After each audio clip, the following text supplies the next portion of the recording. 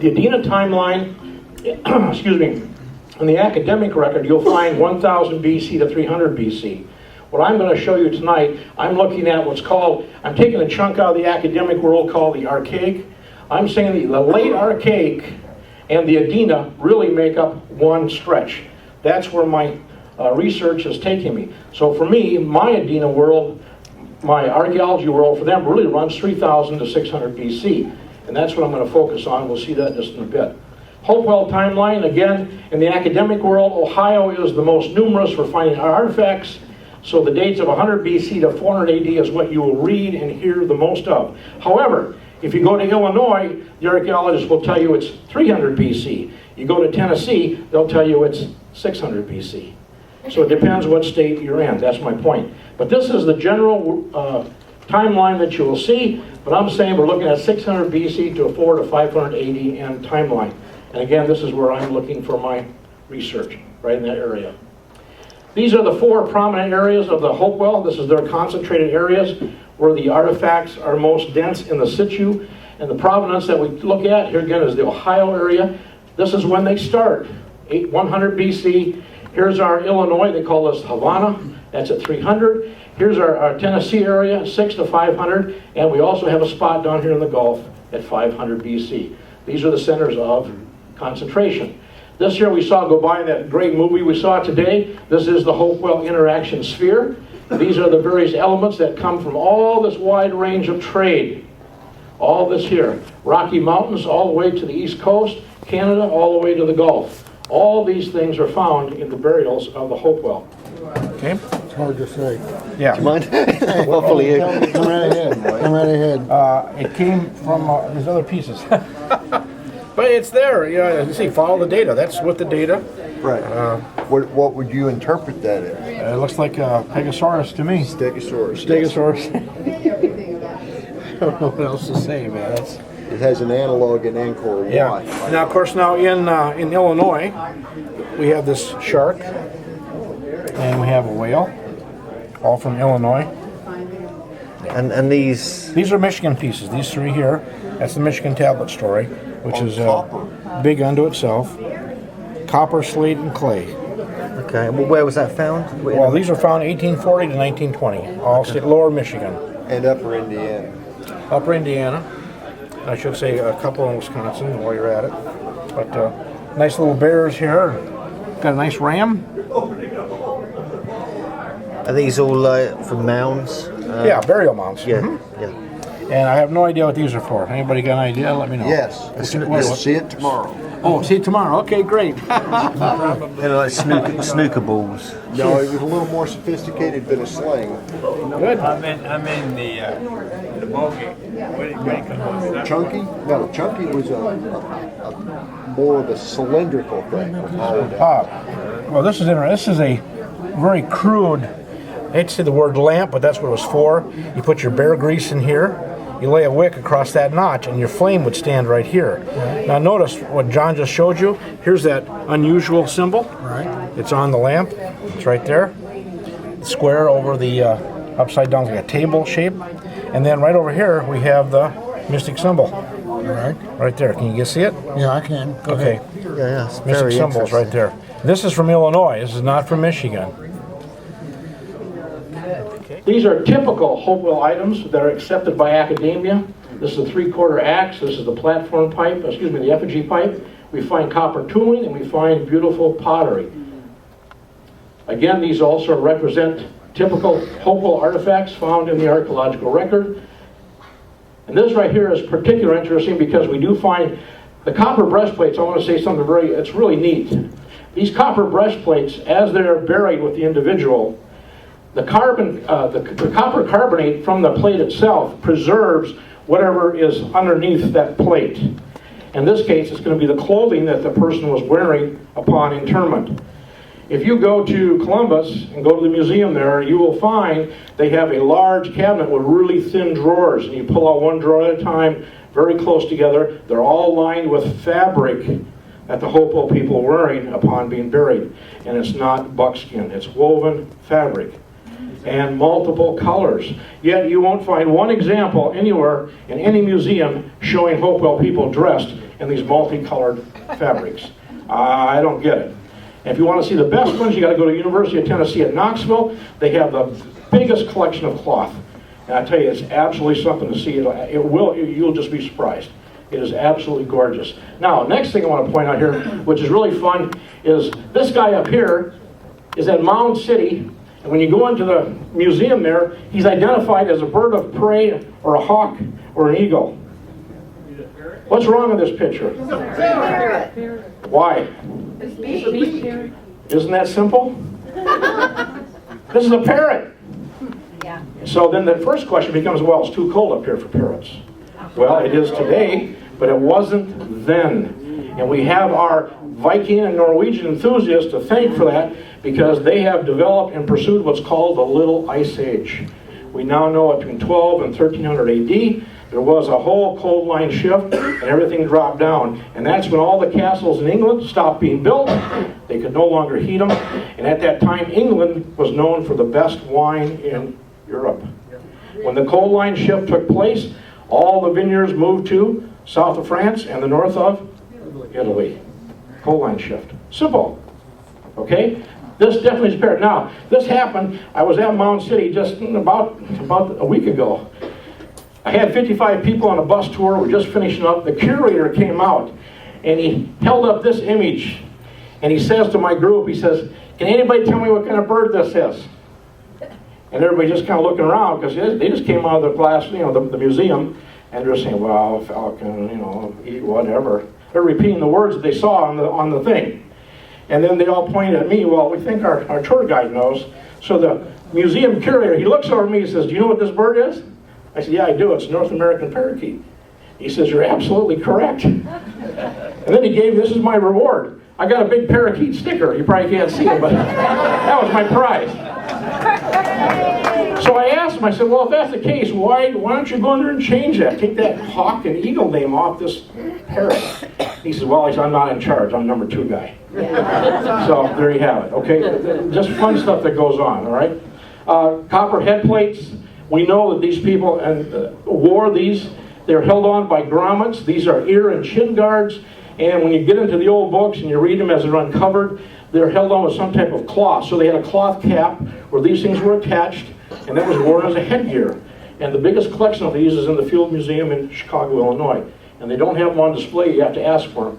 This lovely collection of pipes was gathered by Squire and Davis as they went through the mounds in the 1830s and 1840s throughout the Mississippi Valley and the Ohio area.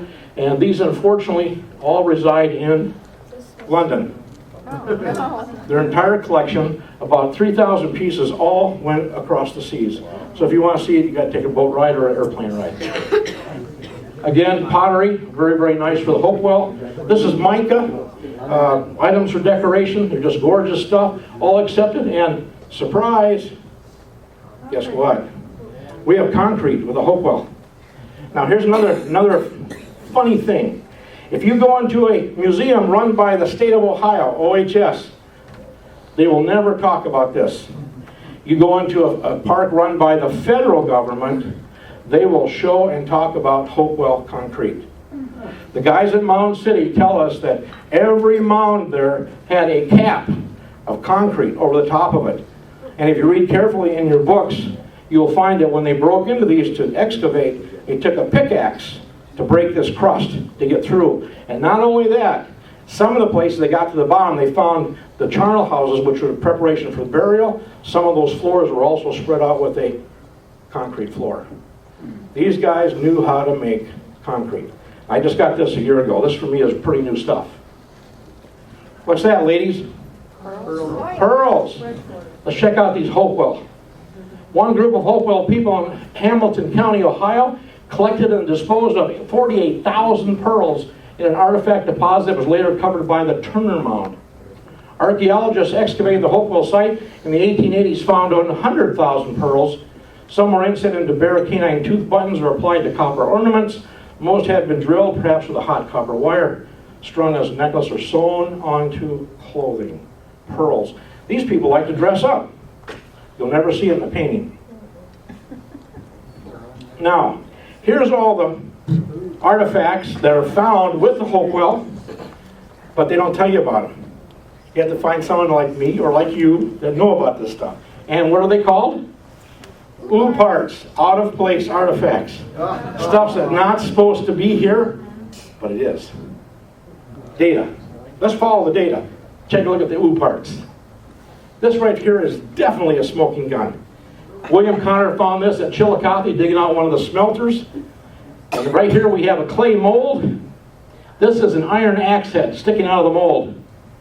And what's interesting is here's the plug where it had to be poured in, which means they had some kind of a mobile crucible to do that. This is high-tech stuff for their time. And this is the other side. There's your axe head. All iron. And this is clay. What's the Clay. date? Can you date the clay? Yeah, thermoluminescence. Want to pay for it? I'll gladly get you a chunk because I own this. When you go to the furnace sites, we have this green slag that's you only find it at furnace sites. It is not created by Mother Nature. So you find this green slag all over the rocks. This is from the smelting process. So we know that these were furnaces. Bill Connor's got over 110 of them identified just in Ohio. Just in Ohio. 110 furnaces. We got no smelting in Hopewell. Okay. This right here is a collection off the Missouri River, right up into North Dakota. Just take a look at that stuff. Look at this. Wow. I have one of these in the back of my table. I've got one of these back on my table. And Scott, are you here? Scott here? This piece right here identifies that one that was cast in the back because of the square butt end right here. It's practically identical. OO parts. This is also Scott's. This one's been cleaned off. This has definitely been cast. This is not hammered or annealed as we talk about the early copper. This one here all these were found this summer, by the way. This one here was found in the river in northern Wisconsin. A little different style. This one also has been cast. All new stuff. And this is Scott's cast ones, all found this summer. And this one right here is bronze. Right here, and that's back on my table. Come on back and see it. This is my nice copper sword. How's that? So I would. Oh, that's pretty good. Yeah, look at that. It's still got the pin. What? Pin. Rivets. Yeah. You don't see pins around. Native people. I mean, there's parts of the language on here. It's been around since like 2,000 or 3,000 BC. Some of it goes up to 100 AD. So I mean, we just don't know. We don't have any carbon stuff to check. However, clay tablets, we could use thermoluminescence on these. Okay. And hopefully be some success in getting a date if they're not contaminated by being on the air, which I don't know. Can you tell me which mound that came from? Well, we don't know a mound. It's just out of the state of Michigan. Okay. 27 counties. And this one here? Same. 27 counties. Because they just get excavated, they don't get They're pulled up by recorded. farmers breaking the land first time. Yeah. Is it double-sided, Wayne? This one is. This one here. This one. Yeah. I can roll this one over for you. It's in two pieces. I glued it together because there's the other side. Where is this found? That's Michigan. Michigan tablet. It's a Michigan tablet, yeah. And this one's only on one side. Only on one side. Yep. So what happened to all the Michigan plates? Are they still stuck? Well, they're scattered in small collections all over, but a lot of them have been destroyed. But what about the stuff that came right back from Salt Lake City? Well, it's in Michigan. They gave it to the state of Michigan. They got them out on display? Or? Yeah, they stocked them. They're put away. You can't see them anymore. They're boxed. Yeah, they're boxed. They're boxed. Dr. Halsey made sure of that. And then we find, of course, this big anomaly. Probably the most troubling is the Hebrewisms, as I call it, of North America. This here is the Ten Commandment stone. This right here is the keystone. Both have complete readable Hebrew. Both came out of Hopewell burials, Hopewell timeline, out of Ohio. This one right here was, Wyrick was the first guy that found this one here. It's Hebrew on all four sides. It's like the word of the Lord. Lord is God, Lord is King, etc., etc. Totally readable in Hebrew. Here, this one is the Ten Commandments, all the way around the front, the sides, and the back. Up here it says Moshe, for this man standing here. And again, this is just a little clip taken from our early antiquarians. The builders of these mounds south of the Great Lakes and the Great Mississippi Valley in Ohio, Indiana, Illinois, New York, etc., must have understood the Hebrew characters and also understood the law of Moses. And of course, we know about how famous this has become. We got Scott Walter, who now has studied this thing under the microscope. He's pretty much proved the geology of this thing is definitely old. And this is the Bat Creek stone. The Cherokee actually owned this stone. They're trying to get it back from the Smithsonian. Smithsonian told them they would give it back to them. And so they went to get it this past summer in July. They filed the proper papers. Smithsonian refused to give it back. So right now, the Cherokee of North Carolina and the Smithsonian, they're duking it out to get this returned to the museum in North Carolina. Because the Cherokee, they're going to put this on display with the correct translation that this is a Paleo-Hebrew script. Because when this was on display in the Smithsonian, it was upside down, and they said it was some form of Cherokee.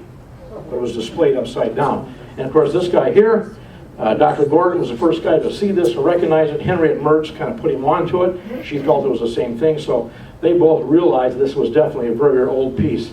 I got this great photo from Dr. John White. This belongs to the Potawatomis of the state of Michigan. This is something that they own. It's theirs from their ancient past. When you ask them what it is, they say this is a symbol of our ancient ancestors. Archaeologists have wrote this off as a fancy pitchfork. Okay? I'm telling you, this is legit, guys. This is what it is. These are ooh parts. They can't be here. These are ooh parts. Keep that in mind. This right here is the best news I've had in several years. And Jim Shares, are you here? James, are you in here? Back there. This comes from James L. Guthrie. So Jim came to my house back in 1989. He put me on the quest to go find these things. And I put a lot of time into it. I haven't had a lot of support in academia.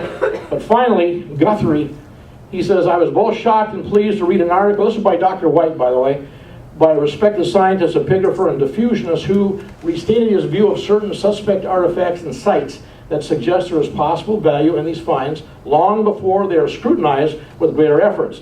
Guthrie's article discusses 7 old finds with ancient epigraphy. He makes some interesting points about the relics of southeast Michigan having the mystic symbol in common. The traditional fraud makers are Scotford and Daniel Soper. Some 10 to 20% of the artifacts may be frauds, but many of those could have been copies of broken clay tablets.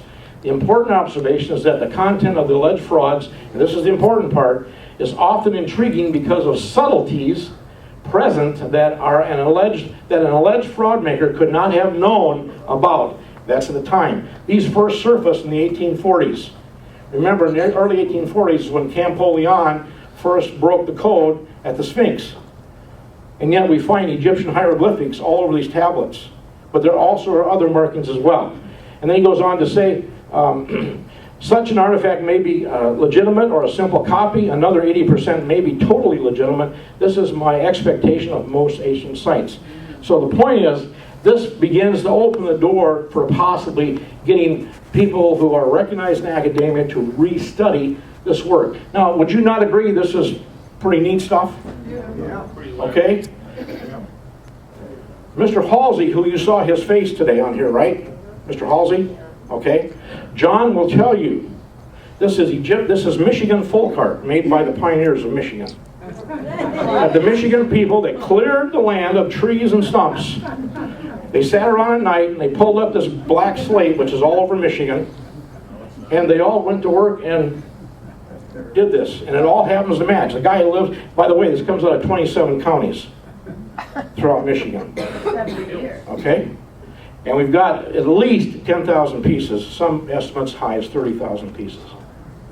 1846 to 1920.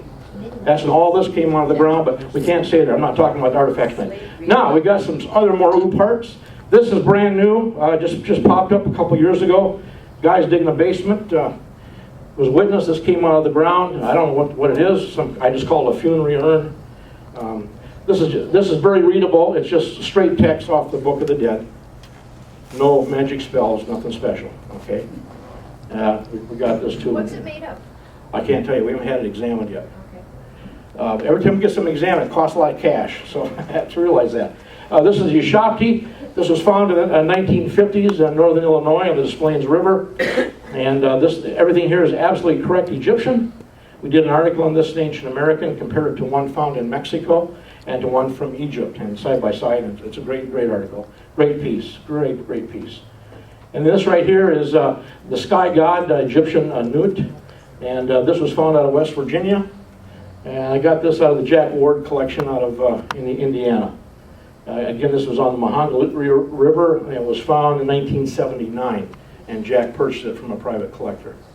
So we got Egyptian stuff. This is a beautiful, this is an Adina lamp, oil lamp. This is I got it standing up for picture's sake. It sits on its backside. This is where you pour the oil in. The flame would come off the tip here by the feet. And this comes out of Adina Mound. It was marked to be excavated and preserved, but something happened. The West Virginia Department of Transportation mowed the mound down. And this guy, what was his name, David Williams, he would go out there at night and sift through the dirt. And he managed to find this thing intact, not busted up. And I now have it in my collection. It's absolutely beautiful. I had it here last year. Some of you probably saw it. It's a beautiful piece. And of course, we do have blonde-haired mummies coming out of Tennessee. I don't know if you've ever seen that before. They're in the Peabody Museum. We also now know that hair color does not change over time. If you're buried with brown hair, your hair is going to be brown for a long time. Blondes. And of course, we mentioned cuneiform. This is at Quaker City, Ohio. This tablet was found, and it was validated by Professor, where's he at? David Owen at Cornell. And he said this is a 2000 BC tablet from Ur. And of course, and it was already mentioned what the cast-off is on this. When something like this pops up, the first thing you say, well, somebody went over on a trip, and they bought a bunch of little tablets. And they're only 1 inch square. They're real tiny. And he just was out hunting someday, and he had the tablets in his pocket. And while he was hunting, by gosh, he had a hole in his pocket. And this slipped out into the forest. And it was found who knows how many years later. And voila. Okay? These are the answers we get back from all of our ooparts. Now, this here we have to go over because I reprinted this book. Now this is what they say, and this is all legit. This is what's taught to our kids in archaeology. Much more evidence of light tenor, what you just saw, might be presented here as, for example, the numerous instances in which articles of European manufacture have been found. Now just stop. They're recognizing the artifacts are real, but they're made across the sea. However, have been found in mounds where their presence, now listen to this, could not be attributed to an intrusive burial. So make sure you understand what that means. Someone builds a mound, let's say 1000 BC, they bury a couple guys dead center. Let's say 1,000 years goes by, it's now 1 AD, somebody new moves into town, and their loved one dies, and they then just dig a hole on the side of that big soft dirt pile, and they bury their loved one right there on the side. That's an intrusive burial. So he's saying these artifacts are not on the surface. They're not intrusive. What he's saying is they're found deep inside the mounds. And that's the problem. Because they are made by Europeans, but they shouldn't be here. Okay? And this is by, and of course he ends up by saying, who were the authors of the typical works of Ohio? This is Cyrus Thomas. This is Powell's right-hand man running around tearing up the mounds. And I just, boy, I tell you, it just pops my cork when I read this. But his whole work, I've got it published. It's back on my table. That's a particularly nice broad.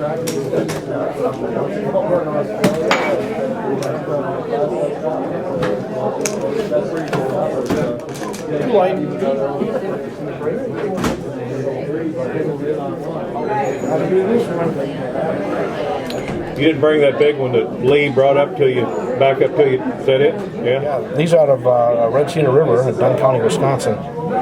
And you find these very common in Central and South America, but here we got them in North America. Yeah, in Peru, the women are constantly spinning with That's tourist it. traps. That's and, them. And I've never bothered to learn what they're doing. Yep. Thank you. You found any gold pieces? I haven't, but the Hopewell Mounds have gold in them. Okay. Oh, they do. Look at this ugly guy. Is he ugly or what? Just look at him. That is weird. Yeah, he's ugly because this reminds me when they talk about like a wood spirit. You know, you budge in the woods or somebody horsing around. He's just ugly. He's just ugly. Drew Mount. This is his Mounds for the Dead book. He talks about these people, the Adena now, being large. He says, two outstanding traits have been noted repeatedly for this group. One is the protruding massive chin and the prominent bilateral protrusions. The second trait is the large size of males and females. Male of 6 feet was common. Some approaching 7 have been found. For example, the Dover and the Cresap Mound. Also, the women were more than 6 feet in height. Not only were the Adena people tall, but also the massiveness of the bones indicate powerfully built individuals. That's the book, Mounds for the Dead. It's all legitimate. This is a Adena skull. This is a Hopewell skull. And here's an Adena jawbone. This right here, this dental mold would fit most of the men in this room. So these guys are broader, bigger than we are. And you can find a lot of this in Fritz Zimmerman's work on the Adena. Let's just keep going here. This was in my last magazine for those of you who subscribe. This guy was actually purchased by the Smithsonian. You know, you'd think they'd have him on display. I'd drive there just to see this guy. You know, and pay the $5 to get in or whatever it is. But he's not even on display. And if you ask him where he is, I don't even know if they can tell you. What do they call He's it? close to 9. What do they call it? Oh, I don't know. Does he have a name? I don't think so. No. $500 man, I guess. A big tall guy. Big tall guy. Now, interesting, in our day, in Pennsylvania, there was a group of Indians running 7 foot tall historically. They're called the Susquehannocks. You go to Waverly, New York, or Athens, Pennsylvania. They have a huge hill fort. Looks just like a Hopewell enclosure. High up on top, earth embankments all around, and it's right there. And it actually straddles both sides of Pennsylvania and New York. It's right on the line. Got a great museum there. Talks about these guys. This is the average size of the Europeans. We found these guys 5.5 foot. Susquehannocks run at 7 feet tall. And of course, what happened to them? Not warfare. Our disease got to them. We killed them all through disease. Of course, big guys mean big tools. All right? Wayne. Big, hammers, I'm sorry. Now, get your mind out of the gutter. Now, check this out. I've been trying to track this guy down because I want to get the weight on this axe. This thing is huge. Just huge. Big blank. Again, this is all in Pennsylvania. This is mine. This is 17.5 pounds. This is hafted, so you imagine swinging that with a handle. This here is an 11-inch Celt. Most Celts run 5 to 7, sometimes 8, but 11 is just unheard of, except for the big guys.